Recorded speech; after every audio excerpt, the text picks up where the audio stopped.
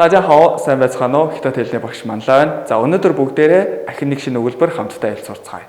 За энэ өгүүлбэрийг хамтдаа харах юм бол 我每天早上喝一杯茶 гэж байна.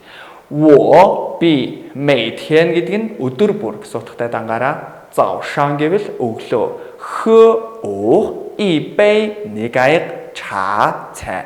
нийлээд би өглөө бүр энэ хоёр үг нийлээд өглөө бүр хөө уудаг и бэй нэг аяг чаа цай. Би өглөө бүр нэг аяг цай уудаг гэвэл ингэж хэлнэ.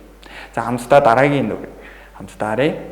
За энэ өгүүлбэр нэмэгдсэн үг нь гэг буюу ах гэдэг үг нэмэгдээд 我哥哥 манай ах 每天早上 өглөө бүр хөө уудаг и бэй нэг аяг чаа цай. нийлээд манайх өглөө бүр нэг аяг цай уудаг. Тэгэхээр та гэг буюу ах гэдэг үгний оронд аав ээж, ах эгч хэнийгэж хэлж болох юм. За дараагийн нүрийг хамтдаа харъя.